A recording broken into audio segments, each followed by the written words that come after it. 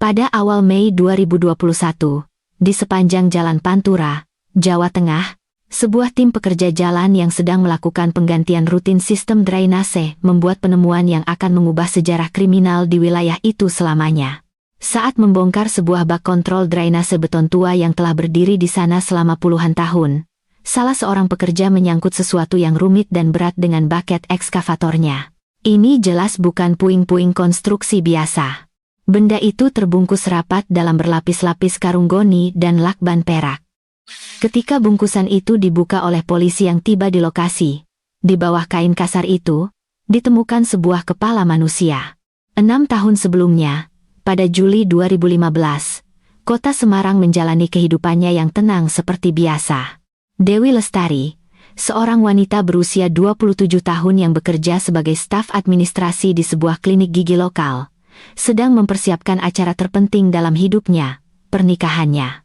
Calon suaminya adalah Baskara Wijoyo, 33 tahun, pemilik sebuah perusahaan impor furnitur Eropa yang kecil namun sukses. Di mata masyarakat, mereka adalah pasangan yang sempurna.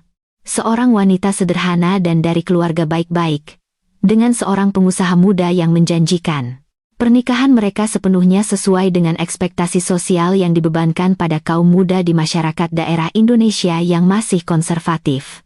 2 hari sebelum upacara pernikahan yang dijadwalkan, Dewi Lestari menghilang. Ia tidak muncul di tempat kerja pada pagi hari. Ponselnya dimatikan. Di apartemen tempat ia tinggal seorang diri, tidak ada tanda-tanda perlawanan atau pembobolan. Semuanya berada di tempatnya, kecuali tas tangan dan dompetnya. Kepanikan awal segera berganti dengan teori yang paling logis dan paling tidak menyakitkan bagi semua yang terlibat. Sehari sebelum menghilang, Dewi dan Baskara bertengkar. Menurut tunangannya, yang juga melaporkan ke polisi, Dewi belakangan ini bersikap gugup dan meragukan keputusannya sendiri. Baskara menyatakan bahwa pertengkaran mereka adalah tentang penolakan Dewi untuk berhenti bekerja setelah menikah, sesuatu yang sangat ia inginkan. Keluarga Dewi, meskipun enggan, menerima teori ini. Mereka ingat bahwa putri mereka selalu memiliki sifat perfeksionis dan kesulitan menghadapi setiap perubahan. Gagasan bahwa ia mungkin telah lari karena takut akan tanggung jawab dan tekanan pernikahan tampaknya bukan hal yang mustahil bagi mereka. Di Indonesia, fenomena orang yang sengaja menghilang untuk memulai hidup baru, atau yang dikenal sebagai minggat, bukanlah hal yang tak pernah terdengar. Orang melakukannya untuk menghindari utang, rasa malu, atau hubungan yang tidak diinginkan. Polda Jawa Tengah, yang tidak menemukan tanda-tanda kejahatan kekerasan, dengan cepat mengklasifikasikan kasus ini sebagai penghilangan diri secara sukarela. Penyelidikan hanya bersifat formalitas. Para detektif mewawancarai kerabat dan teman, serta memeriksa rumah sakit dan stasiun. Tidak ada petunjuk yang ditemukan. Kasus Dewi Lestari ditambahkan ke dalam statistik ribuan kasus serupa di seluruh Indonesia. Bagi masyarakat, ia menjadi calon pengantin yang kabur, tokoh utama dalam sebuah kisah sedih namun akrab tentang ketakutan akan pernikahan. Baskara Wijoyo memainkan perannya sebagai calon suami yang berduka dengan sempurna. Selama beberapa minggu pertama, ia aktif berpartisipasi dalam pencarian, tetapi kemudian kembali bekerja dengan alasan tekanan emosional dan secara bertahap memutuskan kontak dengan keluarga Dewi. Pernikahan dibatalkan, hadiah-hadiah dikembalikan. Seiring berjalannya waktu, orang-orang berhenti membicarakan Dewi. Kehilangannya menjadi tragedi keluarga yang tidak boleh dibicarakan. Luka tak terucap yang ditutupi oleh keheningan yang memalukan. Selama 6 tahun, namanya hanya ada dalam catatan kepolisian dan dalam ingatan teman-teman terdekat serta keluarganya, yang terus berharap suatu hari nanti ia akan kembali, atau setidaknya mengirim pesan. Tak seorang pun dari mereka bisa membayangkan kebenaran mengerikan di balik kisah calon pengantin yang kabur itu. Sebuah kebenaran yang tersemen di dalam gorong-gorong di pinggir jalan raya yang sibuk, menunggu waktunya. Harapan akan kembalinya Dewi memudar, digantikan oleh kesedihan yang hening, yang diperumit oleh rasa pengucilan sosial. Di komunitas kecil mereka, kisah calon pengantin yang kabur telah menjadi noda yang tak terhapuskan pada reputasi keluarga. Mereka secara bertahap meminimalkan kontak sosial, menghindari tatapan penuh simpati dan bisik-bisik di belakang. Sementara itu, Kehidupan Baskara Wijoyo berjalan di jalur kesuksesan yang tenang. Setelah beberapa bulan menunjukkan kesedihan, ia membenamkan diri dalam bisnisnya. Perusahaan impor furniturnya berkembang, membuka 2 showroom baru di kota-kota tetangga. Ia menjalani kehidupan sebagai bujangan yang patut ditiru, sering muncul di restoran-restoran mewah, dan 3 tahun setelah hilangnya Dewi, ia mulai berkencan dengan wanita lain. Di mata orang luar, ia adalah korban keadaan, seorang pria yang dikhianati oleh kekasihnya pada saat yang paling penting, namun menemukan kekuatan untuk melanjutkan hidup. Kemampuannya untuk pulih secara emosional sepenuhnya menimbulkan kekaguman pada sebagian orang dan kecurigaan yang tersembunyi pada sebagian lainnya, tetapi tidak ada yang berani menyuarakan keraguan. Ia tetap menjadi anggota masyarakat yang terhormat, seorang pengusaha dengan reputasi tanpa celah. Sementara itu, bak kontrol beton di Jalan Pantura terus menjalankan fungsi praktisnya. Itu adalah tempat yang tidak mencolok, sebidang tanah di antara jalan dan kawasan industri, ditumbuhi semak belukar. Ribuan mobil melewatinya setiap hari, dan tampaknya tidak ada yang peduli tentang elemen infrastruktur drainase standar yang tersembunyi di bawah tanah. Pilihan lokasi ini untuk menyembunyikan barang bukti menunjukkan perhitungan dingin dan pragmatis dari pelaku. Itu adalah tempat yang terlihat namun sama sekali tidak menarik perhatian. Tempat yang tidak akan pernah sengaja dicari. Dan hanya modernisasi jalan yang direncanakan, yang disetujui oleh Dewan Kota setahun sebelumnya, yang secara kebetulan mengganggu rencana jahat ini. Penemuan oleh para pekerja itu menggerakkan sebuah mekanisme yang tidak bisa lagi dihentikan. Bungkusan itu dibawa ke laboratorium forensik Polda Jateng sebagai barang bukti penting. Proses membukanya didokumentasikan dengan cermat. Lapisan luar karung goni telah jenuh dengan kelembapan dan tanah. Di bawahnya, ada lebih dari 10 lapisan lakban perak yang dililitkan dengan presisi metodis. Ini tidak hanya untuk mengamankan isinya, tetapi juga untuk mengisolasinya dari lingkungan luar, memperlambat proses dekomposisi sebanyak mungkin. Ketika lapisan lakban terakhir dilepas, para ahli mulai memeriksa jenazah. Kondisi kepala menunjukkan bahwa ia telah berada dalam lingkungan yang tertutup rapat dan relatif stabil untuk waktu yang lama. Jaringan lunak sebagian telah terurai, tetapi tengkorak dan, yang paling penting, gigi-giginya dalam kondisi sangat baik. Rahanglah yang menjadi kunci identifikasi. Di Indonesia, di mana catatan medis gigi seringkali terjaga dengan baik oleh para profesional, catatan gigi adalah salah satu alat identifikasi yang paling andal.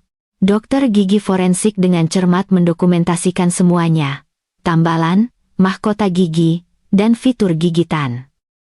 Data ini dimasukkan ke dalam basis data nasional orang hilang. Hampir seketika, sistem menunjukkan kecocokan dengan data Dewi Lestari, yang catatan giginya telah disimpan dengan cermat selama bertahun-tahun oleh dokter giginya di Semarang. Untuk konfirmasi akhir, sampel DNA diambil dari orang tua Dewi yang sudah lanjut usia. 48 jam kemudian, laboratorium memberikan jawaban final. Kepala yang ditemukan di bak kontrol beton itu tidak diragukan lagi adalah milik Dewi Lestari. Berita ini memecah keheningan selama 6 tahun. Polda Jawa Tengah mengadakan konferensi pers darurat. Kepala Divisi Reserse Kriminal membungkuk dalam-dalam di depan kamera, meminta maaf kepada keluarga Dewi karena kasus ini tidak ditangani dengan semestinya pada tahun 2015. Ia secara resmi mengumumkan bahwa kasus penghilangan diri secara sukarela telah ditutup. Sebagai gantinya, kasus baru dibuka di bawah pasal pembunuhan, penelantaran jenazah, dan perusakan jenazah. Kisah calon pengantin yang kabur pun runtuh. Kota Semarang dan seluruh provinsi berada dalam keadaan syok. Apa yang dianggap sebagai tragedi keluarga ternyata adalah kejahatan yang brutal dan berdarah dingin. Penyelidikan menghadapi tugas yang menakutkan, memecahkan kasus pembunuhan yang terjadi 6 tahun lalu, dengan hanya sebagian tubuh korban dan banyak pertanyaan yang belum terjawab. Investigasi, yang telah terkubur dalam arsip sejak 2015, harus dimulai dari awal. Polda Jawa Tengah kini memiliki tugas tidak hanya untuk menyelesaikan kejahatan, tetapi juga untuk memulihkan reputasinya sendiri. Sebuah tim investigasi khusus dibentuk, terdiri dari detektif veteran kasus pembunuhan dan ahli forensik digital muda. Tugas pertama mereka adalah meninjau secara menyeluruh berkas kasus tahun 2015. Memeriksa setiap dokumen bukan lagi sebagai laporan orang hilang sukarela, tetapi sebagai bukti potensial dalam kasus pembunuhan. Para detektif mulai mewawancarai kembali semua orang yang terkait dengan Dewi. Sekarang, dengan kebenaran kematiannya yang kejam terungkap, ingatan orang-orang memiliki nuansa yang berbeda. Seorang teman dekat Dewi teringat bahwa sebulan sebelum pernikahan, Dewi pernah mengeluh tentang sifat Bhaskara yang pencemburu dan posesif. Ia menuntut untuk mengetahui setiap gerak-geriknya dan mengontrol komunikasinya di media sosial. Pada saat itu tampak seperti perhatian yang berlebihan, tetapi dalam konteks baru ini, detail-detail tersebut tampak mengerikan. Bhaskara Wijoyo sendiri adalah salah satu yang pertama dipanggil untuk diinterogasi. Ia bersikap sempurna, menunjukkan keterkejutan, kesedihan, dan kesediaan untuk bekerja sama dengan penyelidikan semaksimal mungkin. Dengan tenang dan percaya diri, ia mengulangi versinya tentang peristiwa 6 tahun lalu, tanpa mengubah satu detail pun. Namun, para penyidik berpengalaman memperhatikan sesuatu yang tidak beres.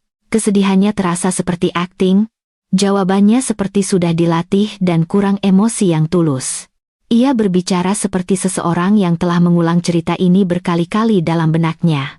Seiring dengan interogasi, divisi siber mulai melakukan apa yang bisa disebut arkeologi digital.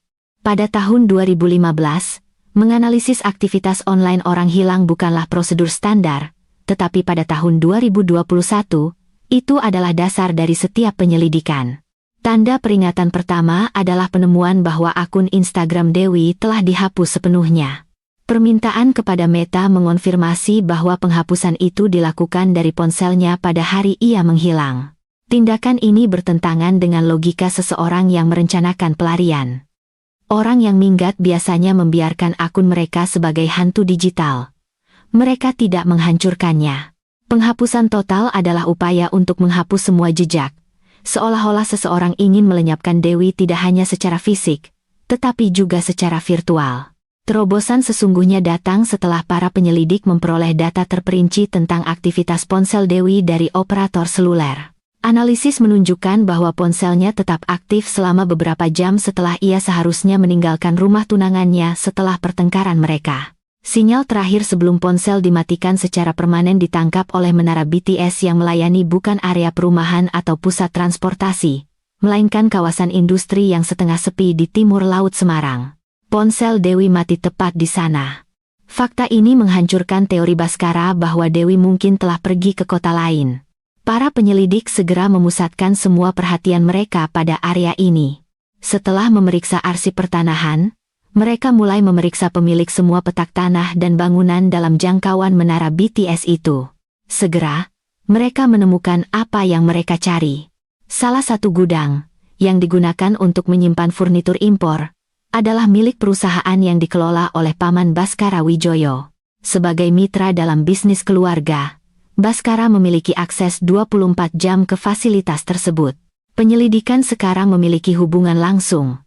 Lokasi terakhir korban yang diketahui mengarah ke properti yang terkait langsung dengan tersangka utama. Yang tersisa hanyalah menemukan bukti fisik. Para detektif menyadari bahwa setelah 6 tahun, bukti langsung di dalam gudang hampir pasti sudah musnah. Satu-satunya harapan mereka adalah kamera pengintai. Itu seperti mencari jarum di tumpukan jerami. Sebagian besar perusahaan tidak menyimpan arsip lebih dari beberapa bulan. Namun, setelah berminggu-minggu secara sistematis mengunjungi setiap perusahaan di kawasan industri itu, keberuntungan berpihak pada mereka. Sebuah gudang milik perusahaan logistik besar, yang berbatasan dengan properti keluarga Bhaskara, mengikuti aturan perusahaan yang ketat dan menyimpan arsip digital di servernya selama 7 tahun. Para detektif meminta rekaman dari malam yang dimaksud pada bulan Juli 2015. Setelah berjam-jam menonton video hitam putih yang berbintik, mereka melihatnya. Pukul 23.17. Sebuah van Toyota Avanza putih berbelok ke jalan menuju gudang Bhaskara. Model, tahun pembuatan, dan bahkan penyok khas di bemper belakang cocok dengan kendaraan yang dimiliki Bhaskara saat itu. Van itu memasuki area gudang dan tetap di sana hingga pukul 04.52 pagi.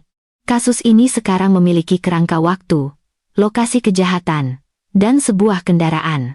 Jaring di sekitar Baskara Wijoyo mulai menyempit dengan cepat.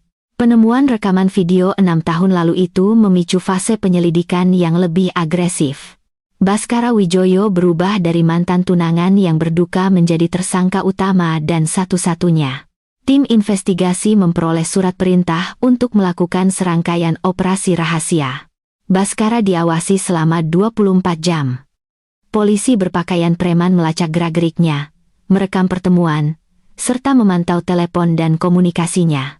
Para detektif berharap tekanan dari dibukanya kembali penyelidikan akan membuatnya melakukan kesalahan. Mungkin mencoba menghubungi kaki tangan, mengunjungi kembali tempat-tempat yang dikenal, atau mulai membuang barang bukti. Namun, Baskara bersikap dengan ketenangan yang dingin, nyaris supernatural. Ia terus menjalankan bisnisnya, bertemu dengan teman-teman dan pacar barunya, dan tidak menunjukkan tanda-tanda kekhawatiran. Rutinitasnya sempurna. Ketenangan ini membuat para penyidik terkesan sekaligus ngeri, meyakinkan mereka bahwa mereka berhadapan dengan lawan yang sangat penuh perhitungan dan berbahaya. Menyadari bahwa observasi pasif tidak membuahkan hasil, pimpinan tim investigasi memutuskan untuk mengambil pendekatan yang lebih agresif. Baskara Wijoyo dipanggil untuk diinterogasi lagi. Kali ini, suasana di ruang interogasi benar-benar berbeda. Atmosfer simpati telah lenyap, digantikan oleh tekanan psikologis yang intens.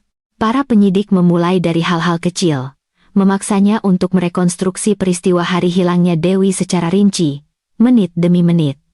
Baskara tidak goyah, ceritanya lancar dan rapi. Kemudian, seorang detektif meletakkan peta kota di atas meja, dengan kawasan industri ditandai. "Tuan Baskara," tanyanya, "bisakah Anda menjelaskan mengapa sinyal terakhir ponsel Nona Dewi berada di sini, dekat gudang paman Anda?" Untuk pertama kalinya, kilatan keterkejutan muncul di wajah Baskara. Tetapi ia dengan cepat menguasai dirinya. Ia menyarankan bahwa mungkin Dewi pergi ke sana untuk memberinya kejutan. Atau mungkin ada alasan lain yang tidak ia ketahui. Ia tetap tenang. Lalu, penyidik dengan diam-diam meletakkan benda kedua di atas meja. Itu adalah cetakan gambar dari kamera pengintai. Gambar yang kasar itu dengan jelas menunjukkan sebuah van putih memasuki kawasan industri. "Apakah ini mobil Anda, Tuan Baskara?" tanya detektif. Keheningan menyelimuti ruangan. Baskara menatap foto itu untuk waktu yang lama. Pada saat itu, kepercayaan dirinya untuk pertama kalinya retak. Ia mulai berkata bahwa itu adalah model yang populer. Bahwa ia tidak ingat persis di mana ia berada malam itu. Bahwa mungkin ia telah meminjamkan mobil itu kepada salah seorang karyawannya. Jawabannya menjadi tidak jelas. Interogasi segera dihentikan oleh pengacaranya. Meskipun pengakuan langsung tidak diperoleh, akumulasi bukti motif, hubungan dengan lokasi telepon, dan rekaman video mobil sudah lebih dari cukup.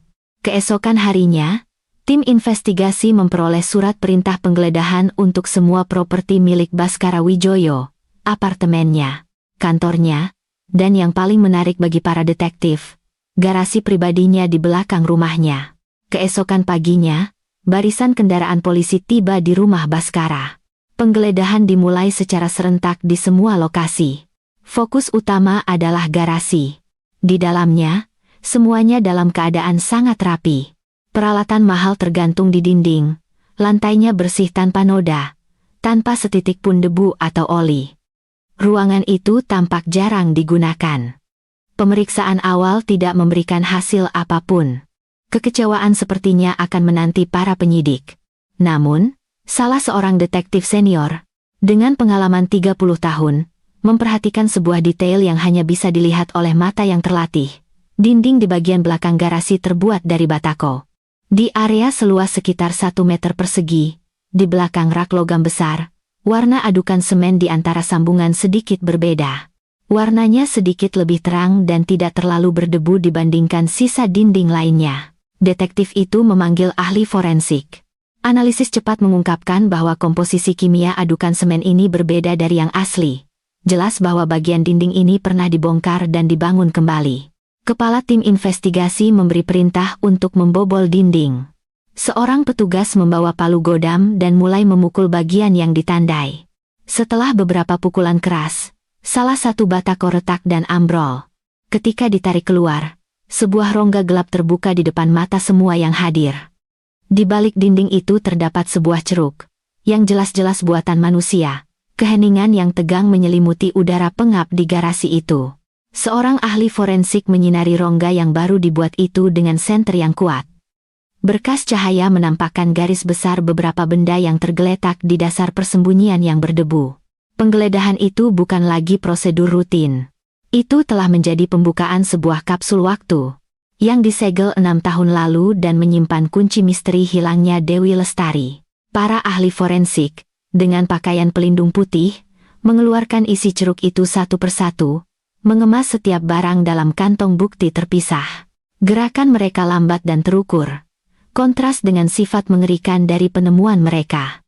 Yang pertama mereka keluarkan adalah sepasang sepatu hak tinggi wanita, elegan dan mahal, tampak tidak pada tempatnya di dalam persembunyian beton yang kotor. Pemeriksaan selanjutnya akan menemukan noda darah mikroskopis di bagian dalam sepatu, yang DNA-nya akan cocok dengan DNA Dewi Lestari. Barang kedua adalah cincin kawin dengan berlian kecil. Ketika diminta untuk mengidentifikasinya, orang tua Dewi segera mengenalinya sebagai cincin yang diberikan Baskara kepada putri mereka pada hari pertunangan mereka. Namun, bukti paling mengerikan, yang mengubah kasus kriminal ini menjadi sebuah thriller psikologis, adalah sebuah foto. Itu adalah foto biasa berukuran 10 kali 15 cm. Foto itu menunjukkan Dewi tersenyum, duduk di sebuah kafe. Di atas wajahnya yang bahagia, tertulis beberapa kalimat dalam bahasa Indonesia dengan pulpen biru. Tulisan tangan itu, seperti yang dikonfirmasi oleh analisis grafologi kemudian, tidak diragukan lagi adalah milik Baskara Wijoyo. Inskripsi itu berbunyi, "Dia belum siap, aku juga. Kami telah menyatu selamanya." Ini bukan sekadar barang bukti, itu adalah pengakuan, sebuah manifesto, dan penjelasan bengkok tentang motif yang ditinggalkan si pembunuh untuk dirinya sendiri. Ketika ketiga barang ini sepatu, cincin, dan foto diletakkan di atas meja di depan Baskara Wijoyo di ruang interogasi, baju zirah yang ia kenakan selama 6 tahun hancur berkeping-keping. Tidak ada teriakan, tidak ada histeria. Wajahnya hanya mengempis, seolah-olah semua udara telah keluar darinya. Topeng pengusaha terhormat dan korban yang malang itu lenyap, dan untuk pertama kalinya, para penyidik melihat wajahnya yang sebenarnya, wajah seorang pria yang hampa dan hancur. Ia tetap diam selama hampir 1 jam, menatap benda-benda di atas meja. Lalu, ia mulai berbicara, pengakuannya tidak mengandung penyesalan. Dengan suara yang dingin dan monoton, ia menceritakan bagaimana pertengkaran mereka malam itu mencapai puncaknya. Dewi akhirnya mengaku bahwa ia takut menikah dengannya dan ingin menunda pernikahan. Bagi kepribadian narsistiknya, yang tidak dapat mentolerir ketidaksempurnaan atau kurangnya kontrol penuh, ini sama saja dengan pengkhianatan. Dalam benaknya, penolakan Dewi telah menghancurkan gambaran masa depan ideal yang telah ia bangun. Dalam ledakan amarah, ia memukulnya. Dewi jatuh dan kepalanya membentur sudut meja kerja di garasi. Ketika ia menyadari bahwa Dewi telah meninggal, ia tidak panik. Sebaliknya, menurut kata-katanya, ia merasa lega. Masalah yang mengancam dunia sempurnanya telah teratasi. Tindakannya selanjutnya didikte oleh pragmatisme yang dingin dan menyimpang. Ia memutilasi jenazah, berpikir bahwa menyembunyikan kepala di lokasi yang jauh adalah cara paling pasti untuk menghindari identifikasi jika tubuhnya ditemukan. Ia menggunakan vannya malam itu untuk meletakkan kepala di bak kontrol drainase.